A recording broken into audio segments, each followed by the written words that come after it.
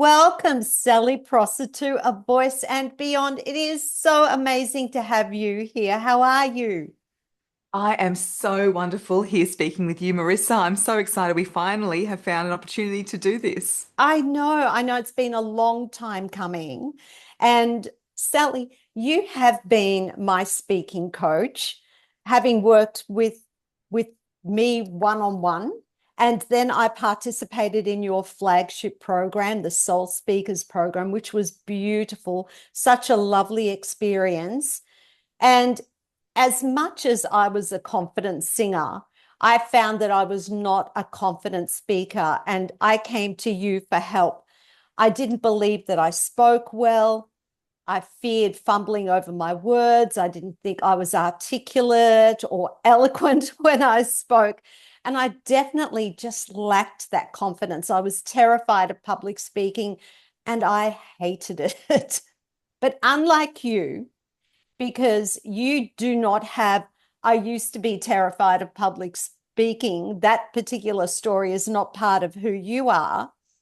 You've always loved public speaking. Can you take us back to where your passion began and how it's shaped your journey? Oh, Marissa, thank you for sharing that. And it's interesting, isn't it, how you can have the most beautiful singing voice, yet still have those fears and doubts about speaking. And it really goes to show how using our voice is way more than the physical, the anatomical.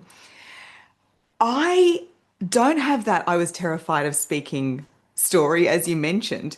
And I think it's because from such a young age, I was thrown into so many different situations that I learned so much along the way. So mum says I was born microphone first. I I always wanted to speak. love I know, that. like, it's not a very pleasant visual, is it? And I remember being 9 years old, Mm. and all I wanted for Christmas from Santa was a microphone on a stand.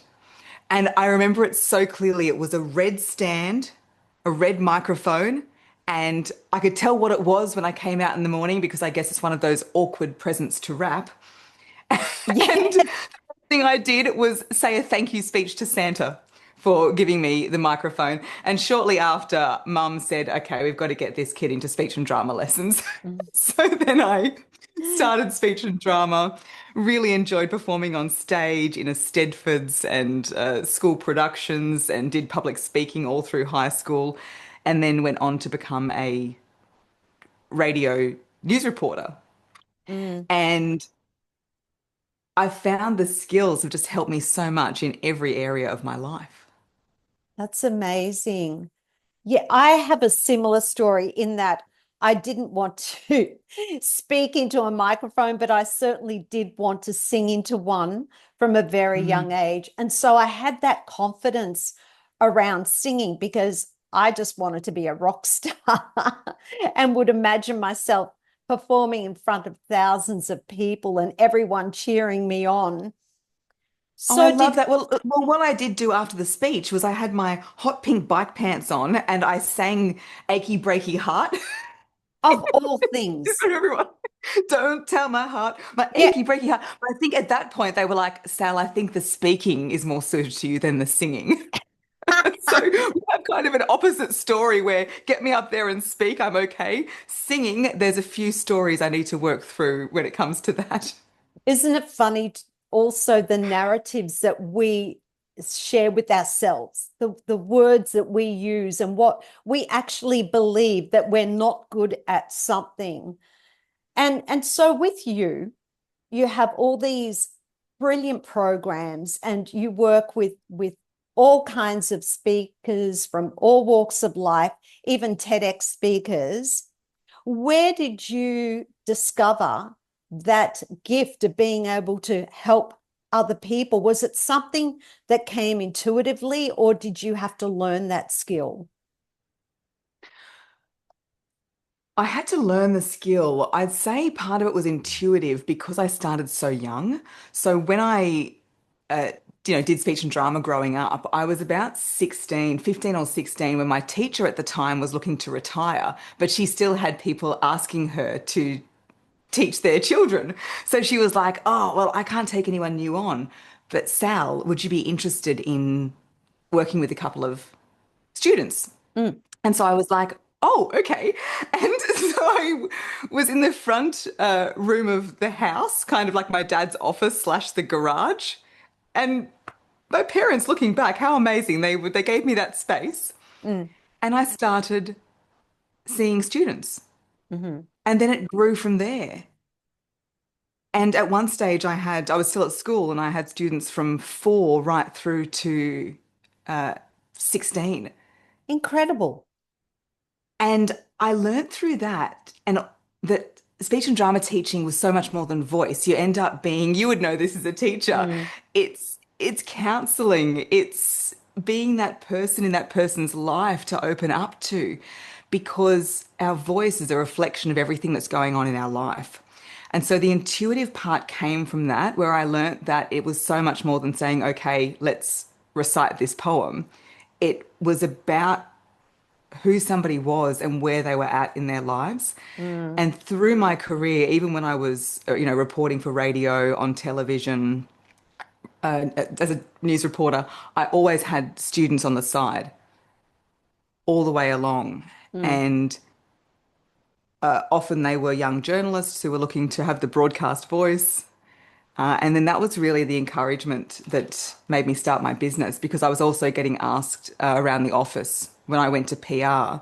People would say to me, "Oh, Sal, how do you always say what you want to say in meetings?" And I remember being really curious about that, because it had never crossed my mind that that would be an issue for people. And I said, "What do you mean? What do you mean you don't say what you want to say?" And this particular person said, "Well, I, write down all my notes and I have all my points, but then when I get in there, I get a bit nervous and someone speaks over me and I don't know what to do, and then it just goes out the window." And I said, "Okay, well, we can't have this." So I started having kind of lunchtime mentoring sessions where I'm like sitting there giving people pointers on how, this can't happen. So then when I left to start this business full time, I'd say coaching and helping and advising really runs in my blood. It's been part of me through every role I've ever had. So going from the newsroom to a public relations job to being on a stage, have you had to learn to use your voice differently across all those mediums? Yes, absolutely. And this is a big part of what I work with people on. There's this perception that your true voice is just the voice that you have. It's just your default voice. As a singing teacher, Marissa, you understand this Mm. so much. Mm. And people sometimes say to me, "Why do you get people to speak in that stupid voice? Like that, this is just how I talk. You can like it or lump it." But the thing is declaring that your voice only strikes one note. It's quite small-minded and it really stunts your influence. I compare it to wardrobe. Yes. So just having one voice that you always use is like having one outfit in your wardrobe. So say it's a beautiful activewear set.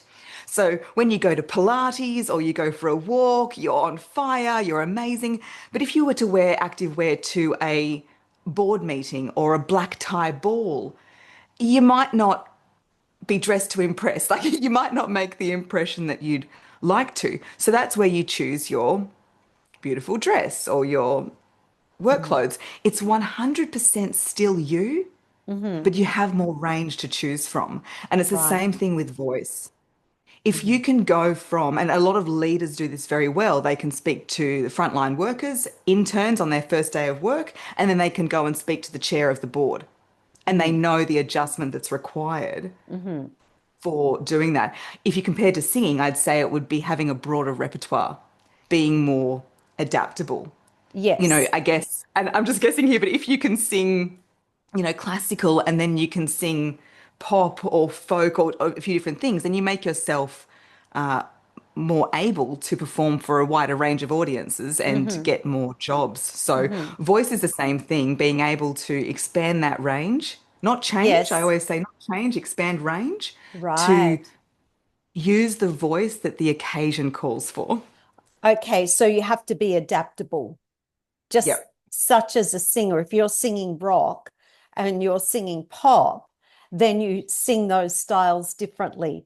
There are different elements that you use to make that style sound authentic.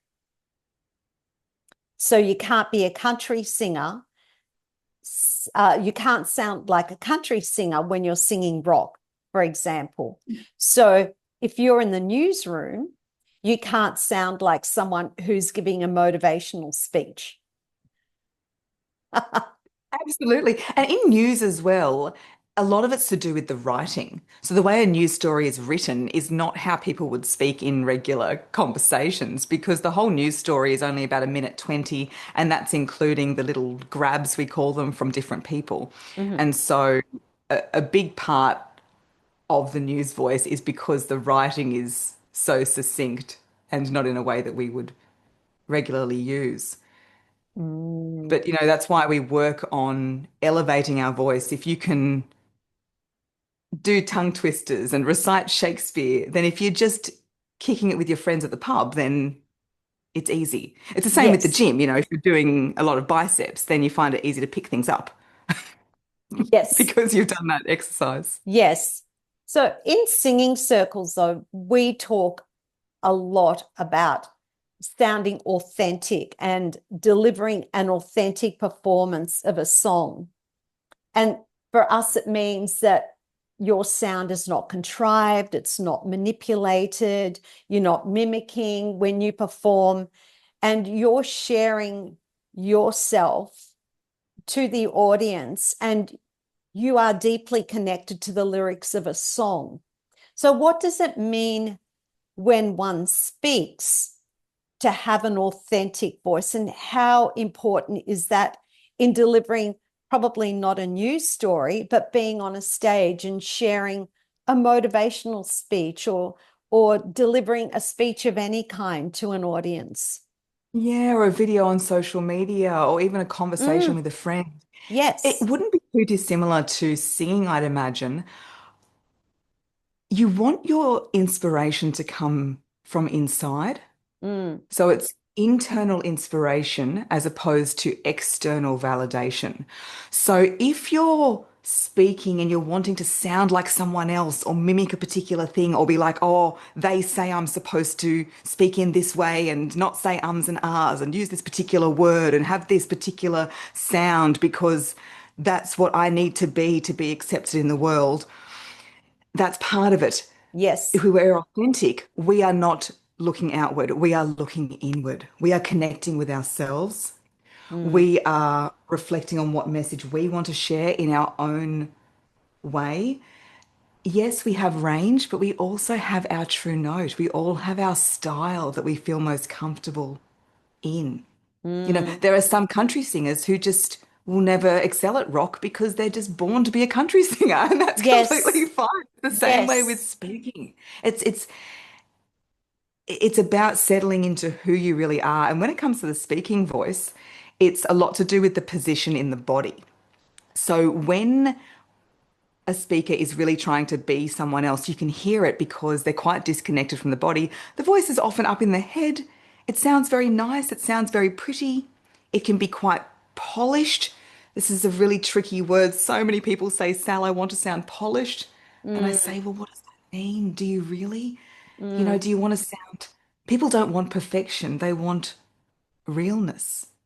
mm, So we work on bringing that voice down into the heart space, even further down into the solar plexus.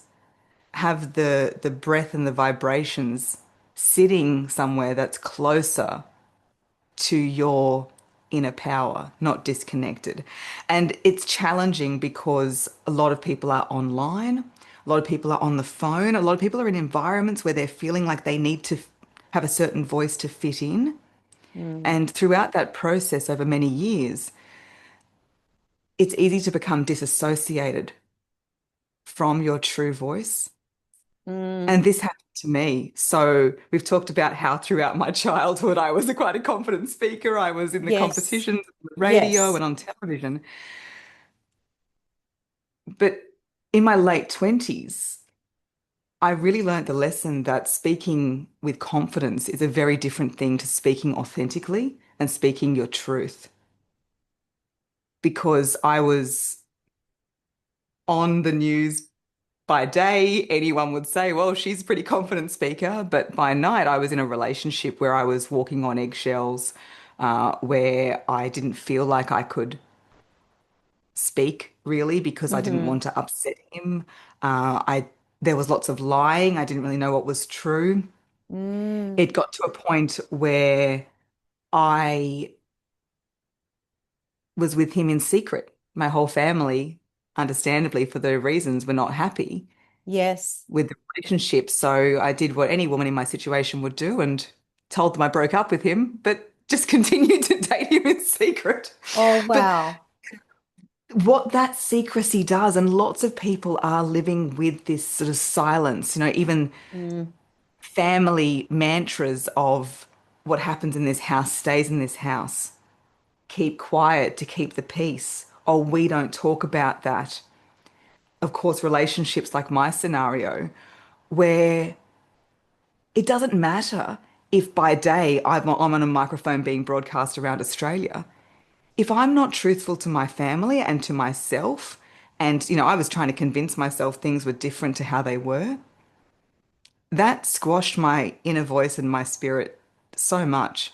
Mm. And it was breaking out of that, rediscovering my voice as a woman, as a daughter, as a spiritual being having a human experience in this world. Yes. That's when things really started to integrate. And that's what my approach is, integrating the technical with the energetic, because nobody wants to see a great speaker who is disconnected from their true self and their truth. I totally get that. It sounds like to me that when you're working with your own voice or you're delivering a speech, when you're working with your clients, you're taking a holistic approach to voice. And to me, the whole body is the voice. It is the whole body is our instrument. It's our Instrument. vessel Yeah. for creating sound. And that includes the psyche. And when I'm working with my singers, I can tell straight away, I become very intuitive because of the work that I've done on myself, where Mm. I step into a teaching studio and I don't step in with biases. I don't place limitations on a singer. And I have become very intuitive and I can tell straight away as soon as someone walks into a room if something's up. And before they've even spoken, and I know that I have to work with their breath and calm their nervous system before I can get them to make sound or for me to get the most out of that lesson. Before they can even sing, I've got to calm them, their nervous system down. And Yeah. yeah, but so I truly appreciate that. And even for myself as a speaker, like when I'm doing, let's talk about social media for a second, because that's something that I've struggled with is doing my reels. And I couldn't read, like me reading, my content did not work. I sounded like a bloody idiot. And then just talking off the bat, I didn't trust myself. And then I found that when I didn't put limitations on myself, when I just spoke in my most, just let it all go and let the words come through me, was when I was okay and I took a breath and I Mm. used my hands because I'm Italian and that's what we do. We use our hands. So when I allowed that physicality to come into it as well, that's when I was able to speak. So I totally understand everything that you're saying.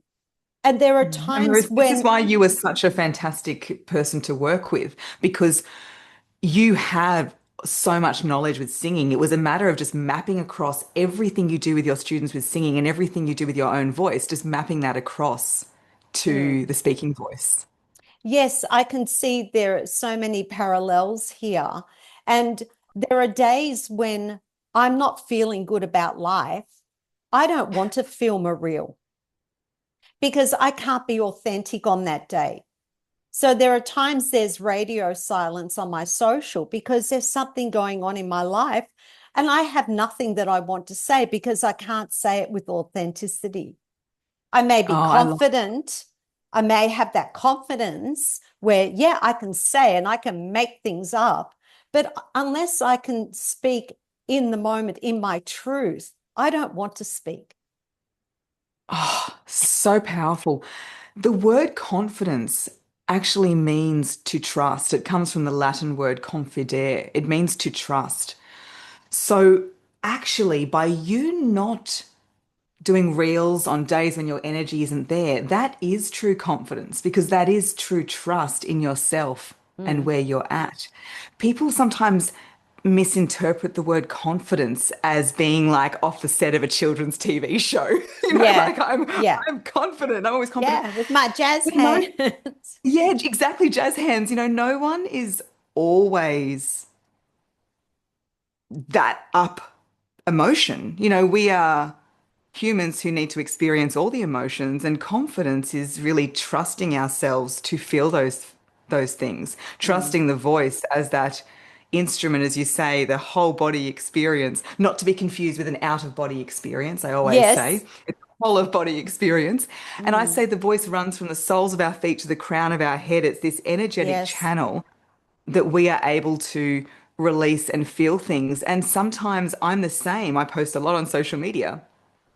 But some days I'm like, no, I just want to not speak today, or maybe I Mm. want to just have a bit of a cry or a hum or a, Yes. use my Yes. voice in some other way that day. And Yes. that's completely okay because, again, those limitations that you talk about, this is what gets in the way of people posting a reel because, oh, someone said that I need to post every day and I need to keep doing Yeah. it. And so, Yes. because of that expectation, it creates Yes. the barrier. In the same way, Marissa, speaking to you, I feel like I'm reflecting on the reason my singing voice was quashed as a teenager because I was quite a perfectionist. And I think it was being told that I needed to get the right note, and so then I would panic because I couldn't Mm. get the right note or the right thing. And so then that restricted my voice as a singer.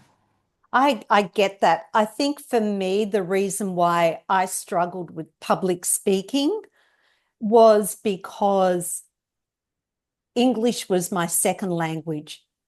So I didn't have that confidence around speaking in that language. And it's strange that, talking about English being my second language. When I first started singing and or started listening to music, it was in Italian. And I've Mm. taken a break from singing because I actually lost the confidence in my singing voice. Because of an episode that I had some years ago with a singing teacher, same thing where I was told, what are you thinking doing this and why are you sounding like that? And this was after a professional career. And just recently, I've Did you gone say, back. don't you know who I am? And don't you know what Yeah, I've done? yeah, yes. And pretty much, but it didn't work. And just recently, when I've gone back to singing, I have found it easier to sing in Italian than to sing in English. I Wow. have connected to that music, to that language, to the lyric, and feel that I am in my most authentic there and not in English. How weird is that? Oh, not weird at all. It's beautiful. And Mm, it's listening to you, the voice of intuition, which isn't always explainable with the rational mind. And that's what real trust is, being able to mm. trust things without needing to make sense of it. In the world at the moment, it's quite a It's rational crazy. mind, intellectual Yes. mind kind of Mm. space where we are supposed to explain everything and make sense of it and have reasons. But, there's so much we don't know, and so much beauty with the voice comes from just that trust. So, Marissa, It it'd be interesting to does. see if that, how long that lasts and whether Mm. that's just something you need to do for a while and then you'll be able to go back to feeling the same way in English. Or Yes. maybe, I know we're getting a little bit deep here, but that our voice holds ancestral codes as well. You know, we hold the voice of the lineage. So it's Really? almost, yeah, especially with women. You know, this is why I talk about our vocal legacy and breaking the speaking cycle, because this is one way where, you know, AI will never hold these codes.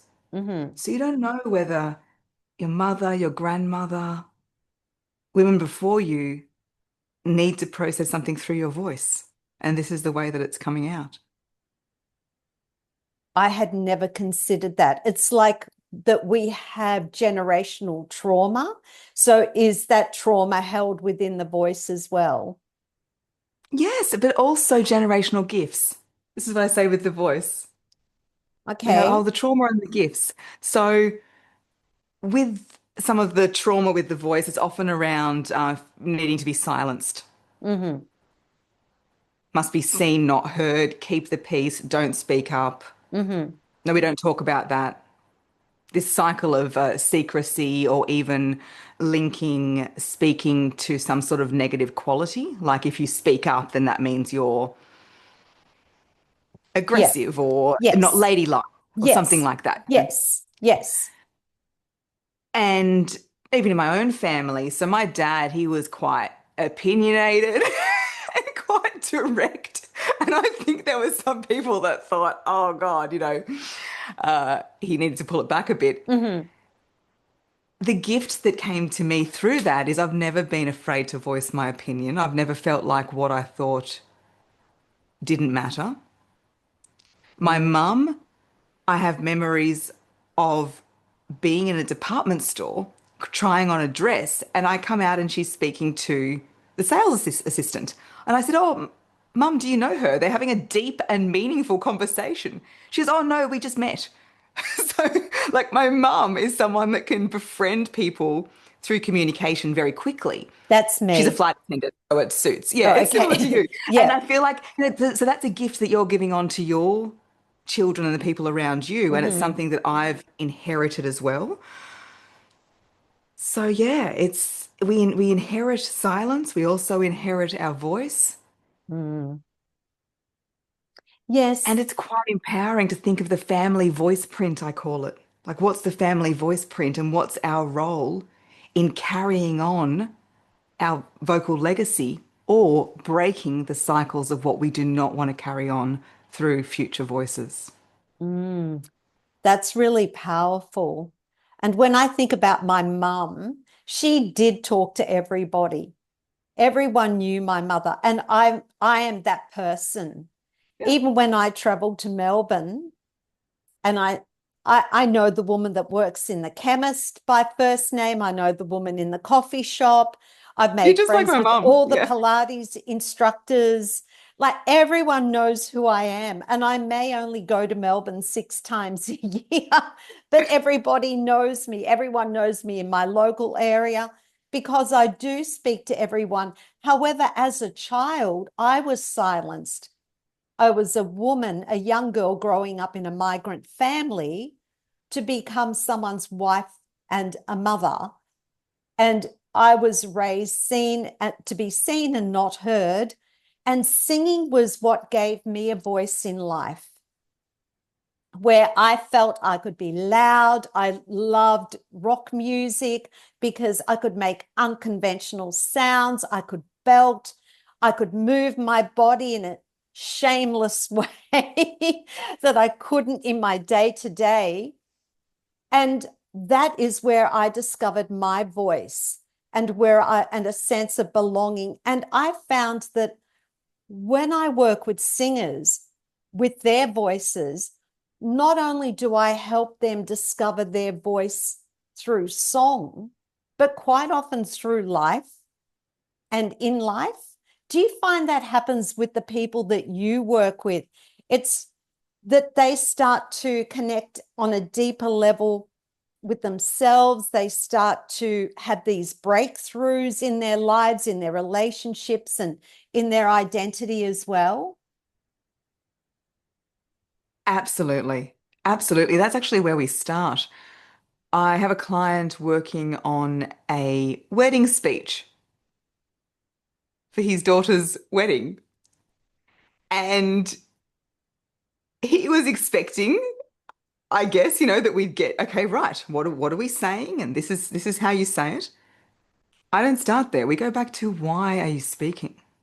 Mm, What's your purpose here on earth? And how does your voice fit into that? How is your voice the vehicle for your mission and purpose here on earth? mm. And how do we connect to that?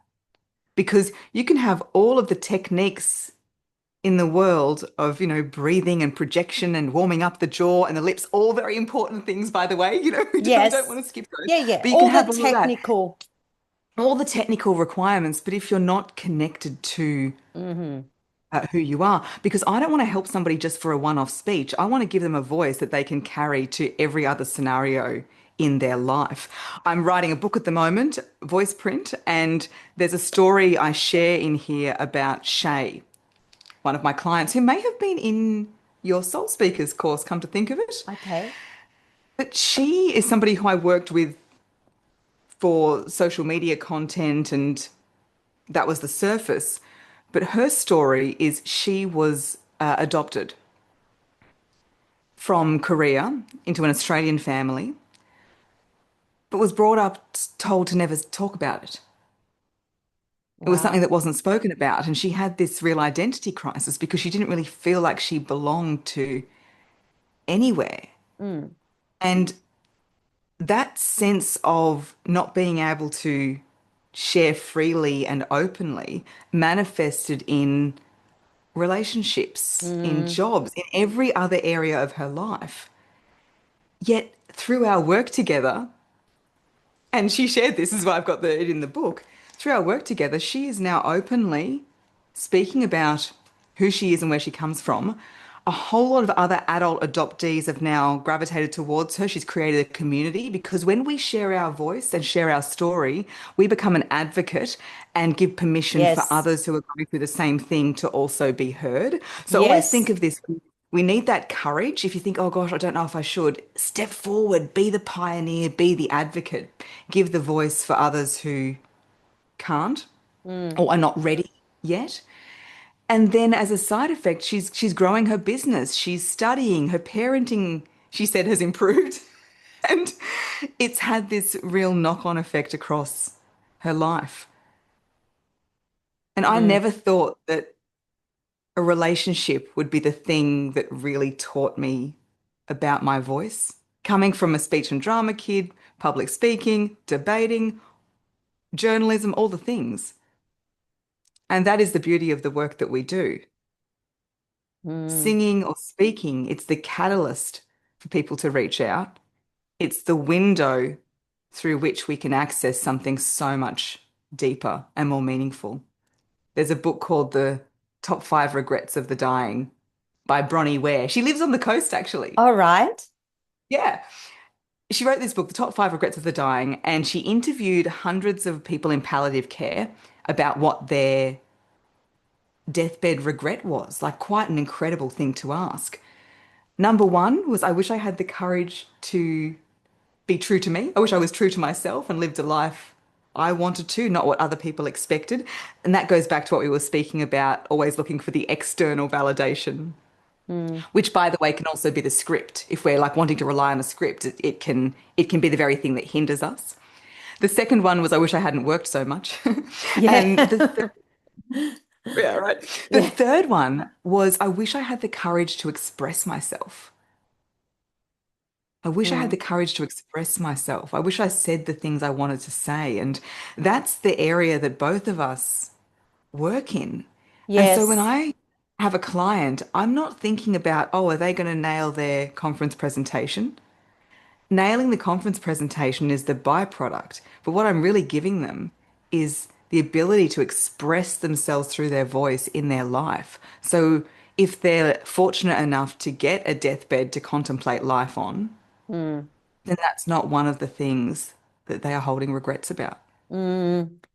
I have found that being open and real in my life and traveling through life in this way has been the most liberating thing I could have experienced in my life. And I have to thank the podcast for this. Mm. I have met incredible people through my show, and I've connected with people like yourself because I was on the show. And I promised myself that if I was going to host a podcast, that I would be open, honest, and real. And by doing that, I've become more and more of that in my own life. I share every aspect of my life most honestly and authentically on this platform. But now I do that in every aspect of my life. And it's allowed other people to do the same thing. And it's also helped a lot of other people by me sharing my story, especially one that's deeply personal is that my first husband committed suicide. And one of my students had lost her sister by suicide a few years ago, not too long ago. And when she heard through my show that that had happened to me, she reached out to me and said how much hope that gave her. Oh, this still triggers me because she watched me travel through my day to day so confidently, so put together, and she then was able to see that she could step into that in the future, that she didn't have to exist as she was then and there. There was something more that she could Oh, become in her life. Marissa, Yeah. that is so beautiful and meaningful. Yeah. And I Yes. have a similar story. And this is why, as coaches and teachers, the very best thing we can do is lead by example. Mm-hmm. So I have shared that the most difficult speaking gig in my life has been delivering the eulogy for my dad.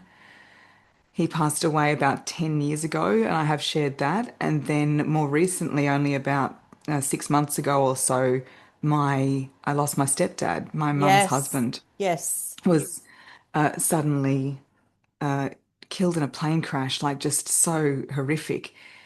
And I'm always online, I'm always sharing, I'm always saying, use your authentic voice. And I was stopped in my tracks and thought, oh gosh, what do I do? And that's whenever I'm faced with a decision, I always go back to my values. And I Yes. value authenticity. I Mm-hmm. value honesty. I Mm-hmm. value connections. And the way that we have connections with people is by sharing what's going on with us.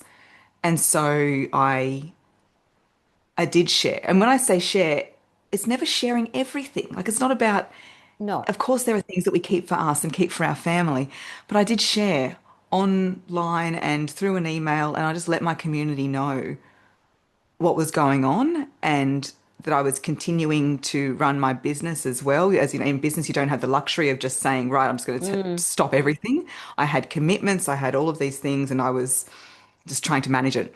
Same thing, Marissa. I had people reach out to me and say, thank you for showing how we can do this, how we can continue being open with our communities in the face of terrible things happening.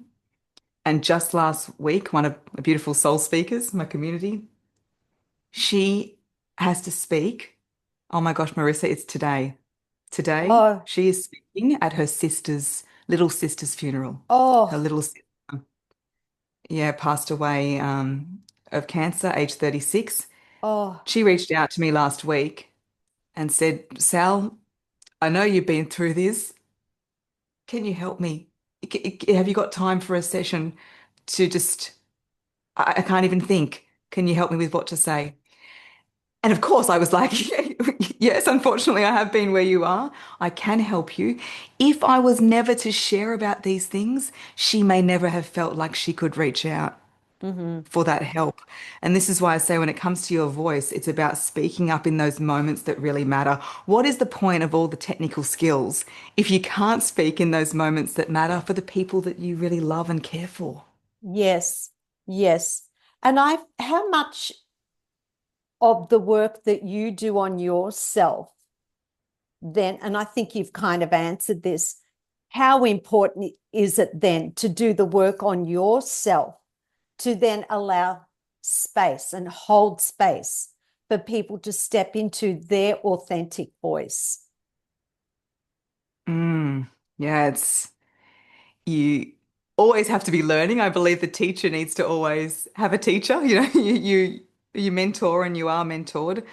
And I am often working on myself. So you'll read in the book and you might see online, climb snow-covered mountains in my underwear and I go on 10-day silent meditations. Next year, I'm doing the Camino de Santiago, which Oh, is an 800-kilometer walk. So it's across the north of Spain. And that will be about 45 days of walking. wow. Yeah, so I guess it's like always listening to what growth your soul is craving. Mm.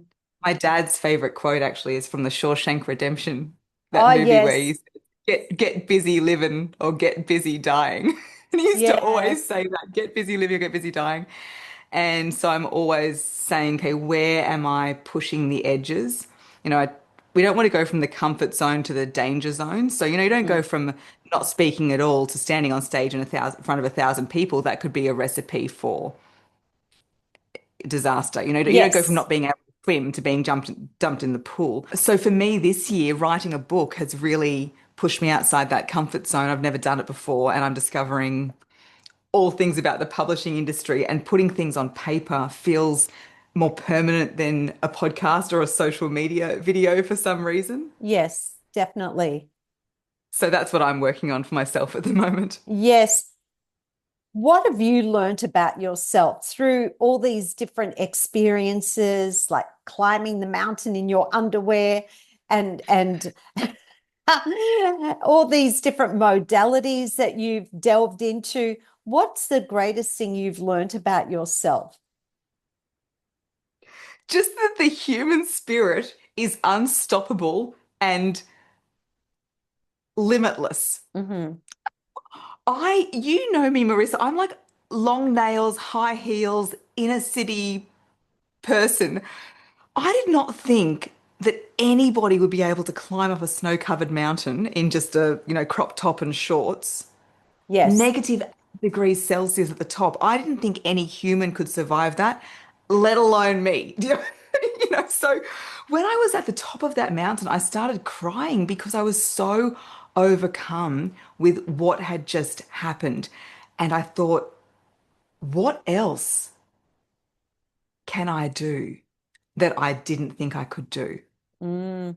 What else is there that I can do that I didn't think I could do? The Is word that, sorry. impossible is I'm possible. You put the Mm. apostrophe after the I and it's I'm possible. So even though I'm by no means an extreme adventurous, like don't get me bungee jumping or, whitewater rafting or a whole lot of things. It's not about that. It's more just wherever we put a limit on ourselves, just question that and say, why are we doing that? Because it's not really there. Mm. And it's interesting because I don't put limitations on myself. And that has allowed me then to not put limitations on what my students can do.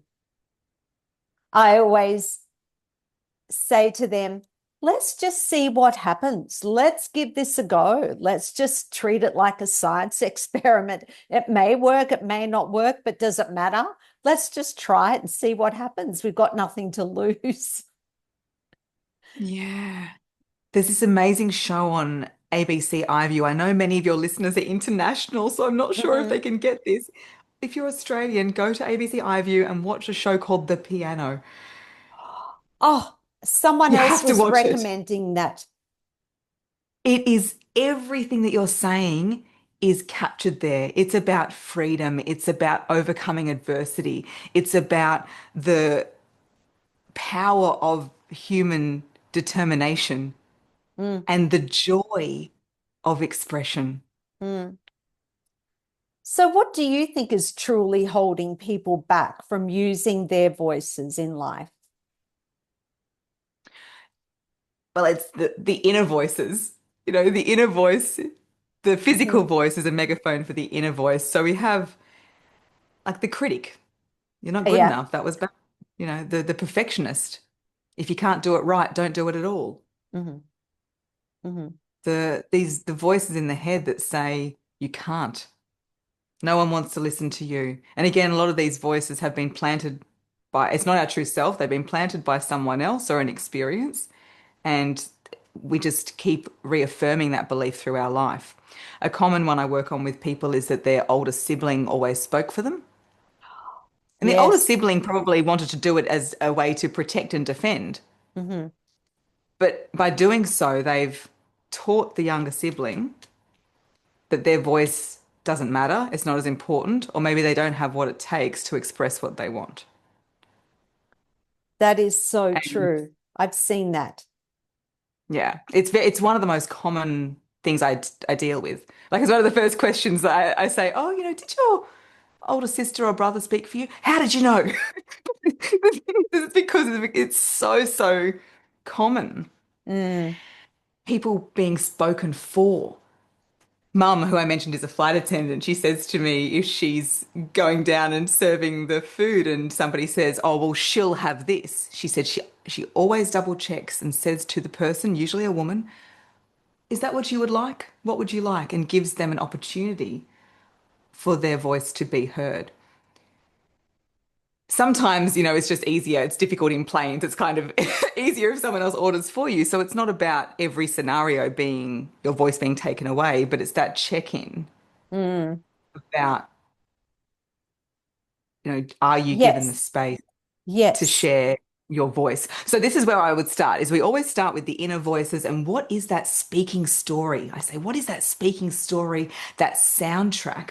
Because that is inevitably always the thing that's holding your voice back. Mm. So, how then do you have that person get to a point where they believe that their voice deserves to be heard? Once they acknowledge whatever it is that's holding them back, how do then they make that shift to then Mm. speaking up for themselves? For some people, clocking onto that awareness flicks a switch.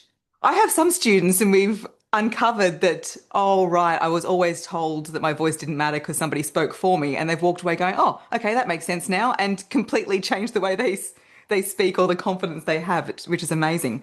Other times, we need to rewrite that story because that original speaking story can be etched in stone. So Mm, we've got to really work to yeah. replace that.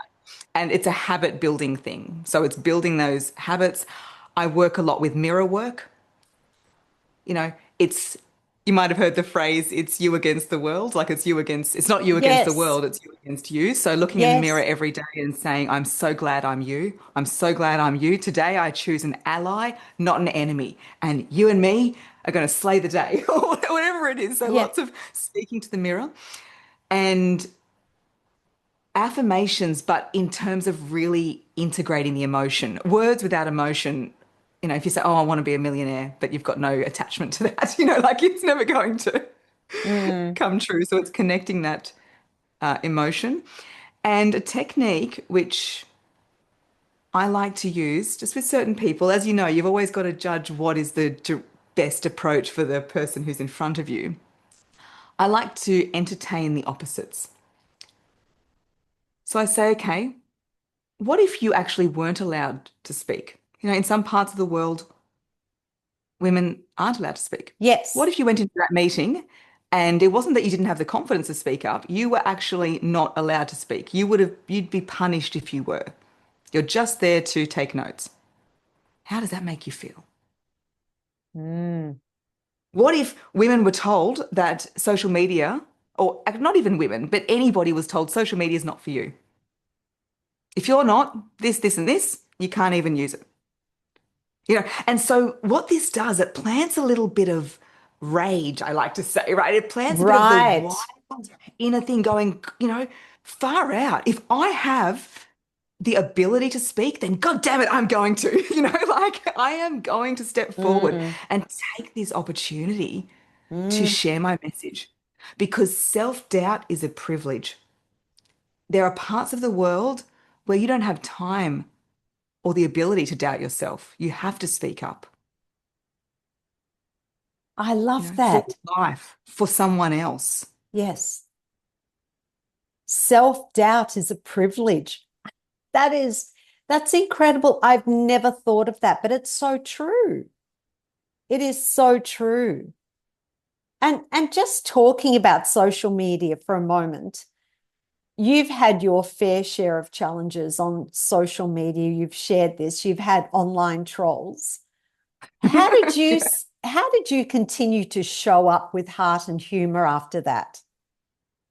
Oh, yes, I've had so many things happen to me. One person photoshopped the poo emoji onto my head and called me Australia's most condescending woman in a video, which was really funny because I used to be a spokesperson for a water and sewage company.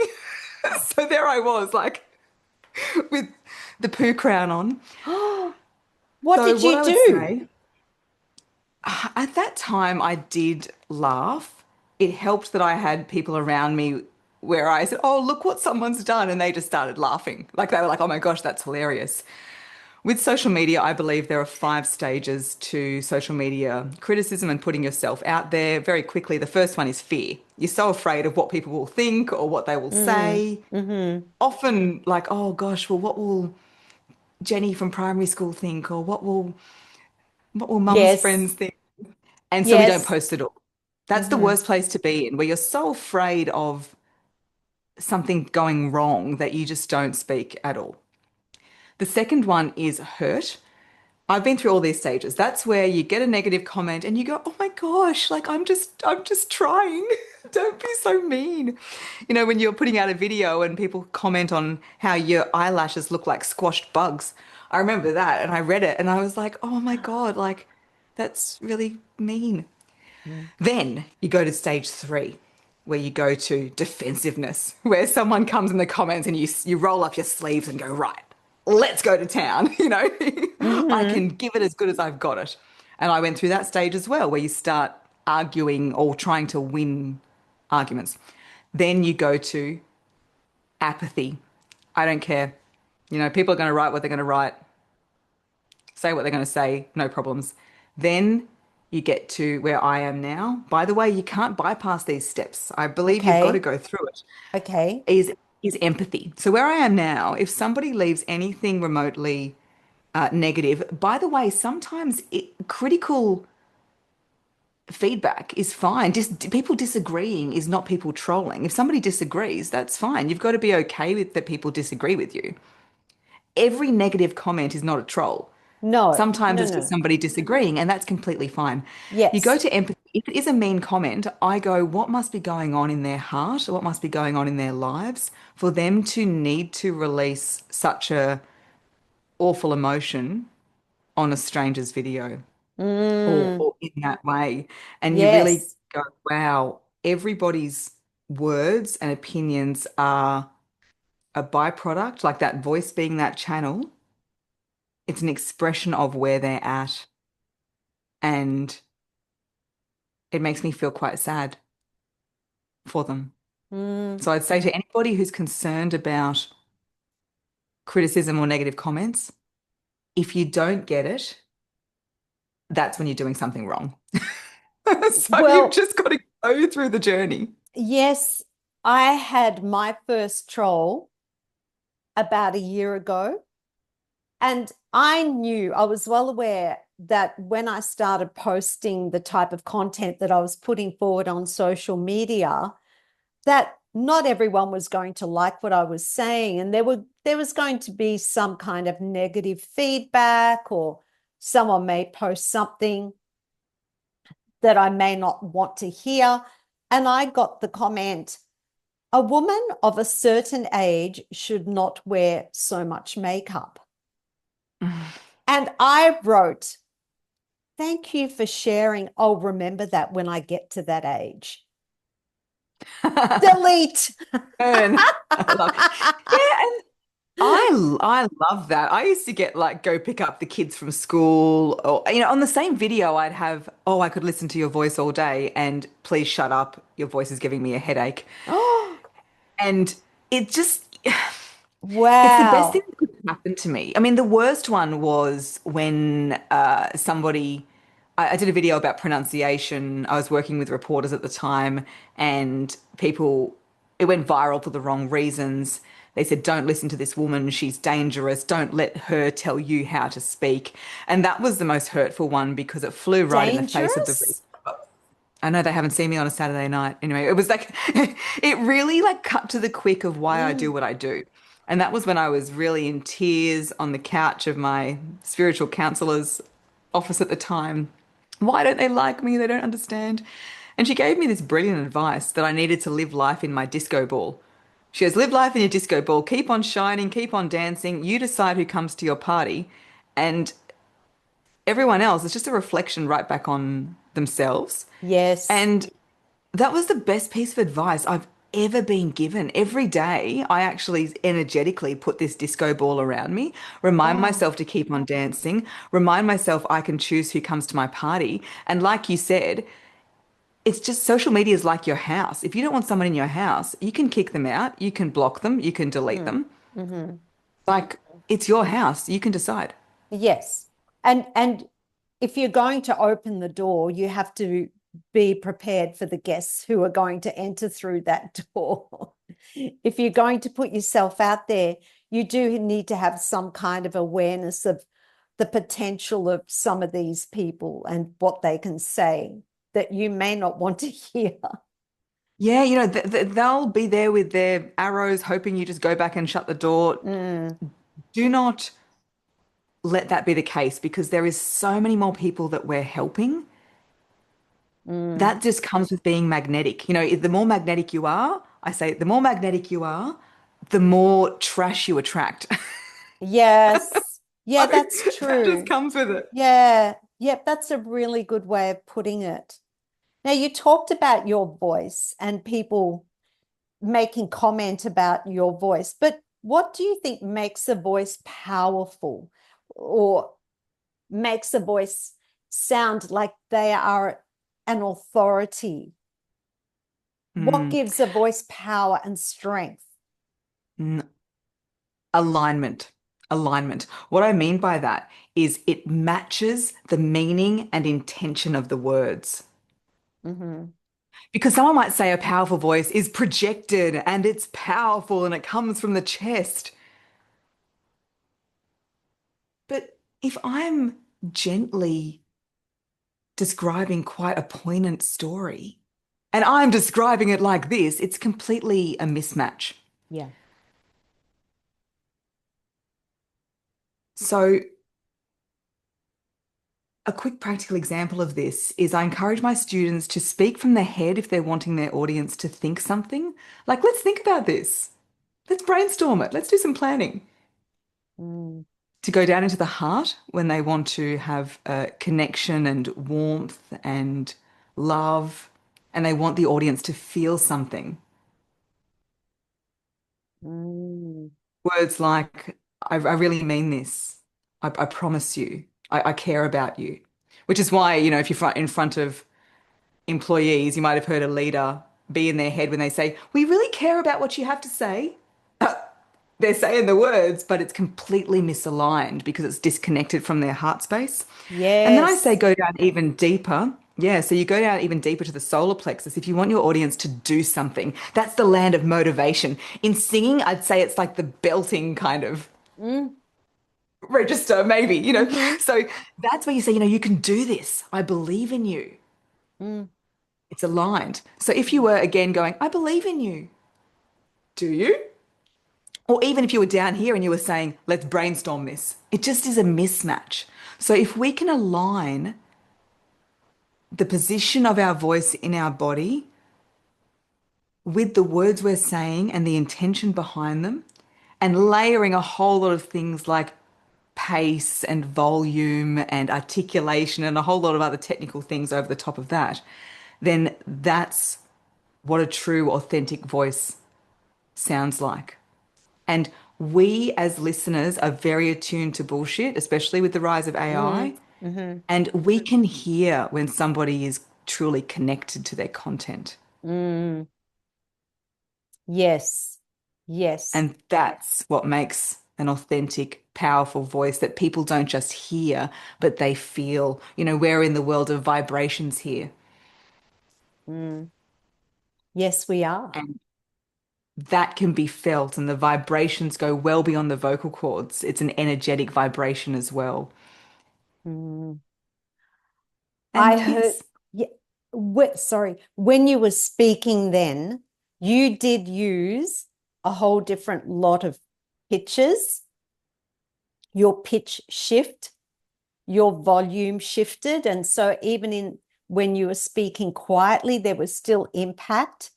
But the other thing I noticed too were your pauses. Your pause and that silence was just as powerful as the words you were speaking throughout that. yeah, the pause is so powerful. And that's another relationship to work on. If you think pausing is awkward, right? So a lot of people think if I pause, that means that I've forgotten. It means I don't know what I'm talking about. And then they'll think that I'm not competent and I'll lose my job and lose my house. And by the end of the day, I'll be on the street eating cat food out of a tin. I call that the catastrophizing, right? It's the catastrophizing spiral that we make. Whereas a pause is the only, again, Marissa, you'd know this with singing. Mm, You can't breathe in while you're singing. You can't breathe in while you're talking. You can only breathe in on the pause. yes, And breathing in is inspiration. So we need to inspire ourselves if we want to inspire others. I love that. They're kind of like your moments of honesty too. That's when people aren't listening to you, but if you have a live audience, they're looking into your eyes, they're looking into your soul while you take that breath. Mm. Yeah, because just because the words stop doesn't mean the energetic connection is lost. So I say to my students, yeah, you're not Mm, talking, but that energetic presence is palpable. mm. We're going to start winding this up, Sal. You've been so generous with your time and the knowledge and wisdom that you've shared. And I just want to ask, have you ever cared about what people think of you? Because some of this work, you put yourself out there, and I'm sure that you've come across people, as you said, even with your online presence. But do you care about what people think? Well, yes, I think that everybody has cared at some point. It's also not a bad thing, to be able to take feedback and see the impact that you're having on people around you. If people say, oh, I don't care what people think, well, maybe you should. I would say I care now more about what the people I love think. I care what my partner Patrick thinks. I care what my mum thinks. I Mm. do. Not so much with work things. I think, so some of my family think, oh, Sal, you're so cringe, all the things you post online. So it's nice. That's my family. My family are the ones, they're my worst critics. Yeah, my brother is like, oh, Sal, you're so embarrassing. Yeah. But so it's not like caring what they think about certain areas. It's like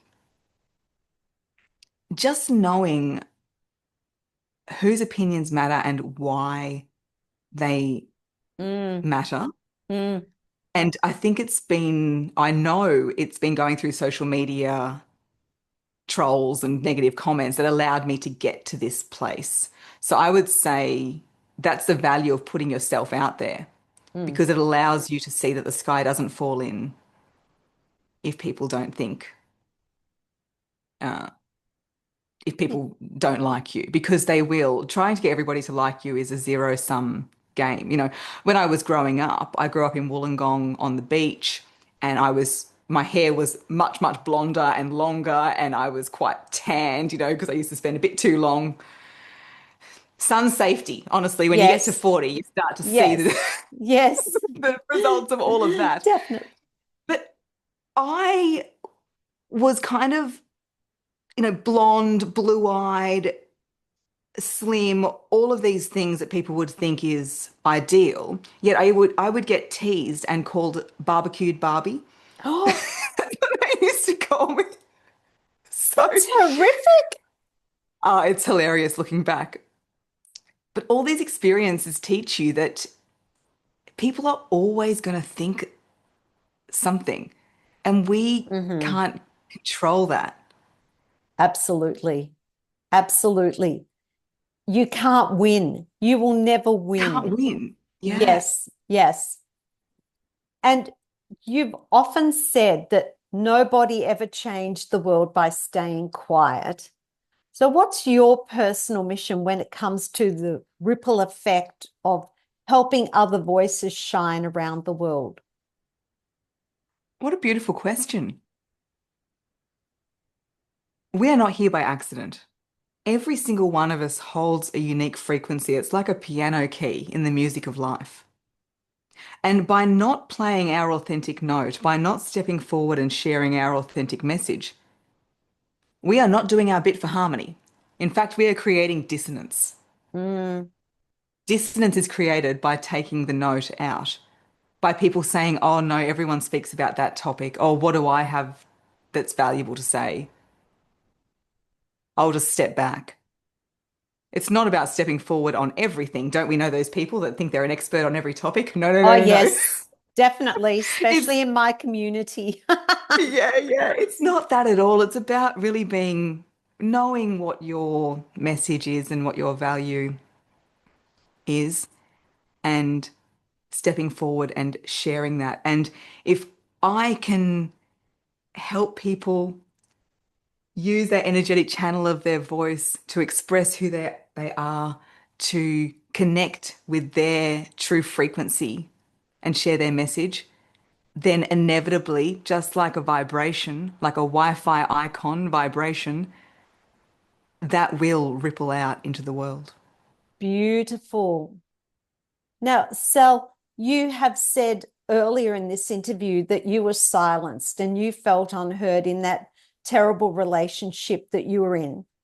And many people listening may feel that they're not ready or they're too afraid to speak up right now, that they are that person for whatever situation. And they feel that their voice is being silenced by fear, by trauma, or conditioning. What's the very first step? What's one step that you would like to invite them to take to reclaim their voice? Start humming. Oh, Start humming. It's like such a simple thing, but each day just hum and hum and hum, because that will teach your body that your body is a safe place for your vibrations to be heard. It also activates the vagus nerve, which helps to calm that nervous system, which we spoke about earlier. mhm. And it might seem small, but that's where it all starts.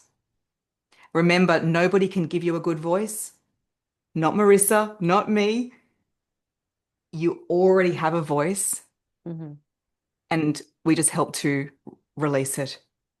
When you hum, it's the first step to having that vocal homecoming, coming back to the voice that you always knew you had. I was not expecting that answer. That is no, that's beautiful. I love that. I totally resonate with that. Thank you for sharing that. That's going to help a lot of people because we can all hum. It doesn't take skill, you know. It doesn't. We can all hum. Thank you, Sel. We're going to share your links to your website, your social in the show notes. If people want to learn more about you, they can go there to your website as well. If they want to sign up for one of your programs or have some coaching with you, they can find you there. And good luck with your book, The Voice Print. You have the book launched in December, I was told. I can't That's wait. right. I will be there. Thank you. But thank you so much for your time and for giving us your most authentic self today. I truly appreciate you and thank you for the work that you've done to help me. I wouldn't be here doing what I'm doing if it wasn't for you. So just know that too. Thank you. Oh, thank you. And I'd like to reflect that back to you, Marissa. Thank you for the work that you do. You are setting a beautiful example, and I am going to be learning some singing from you as well. We're going to do some reciprocal lessons. I want to improve my speaking even more. Hey, I may even do a one-woman show. How's that? Oh, I love that. All through Okay. COVID, when I was doing my presenting to people online, that's what it felt like, a one-woman show. All the cameras off, all the microphones off, and me just going for it. Love it. Okay, Sel, thank you so much and look forward to talking with you soon. Thank you. My Take care. pleasure. Bye. Bye.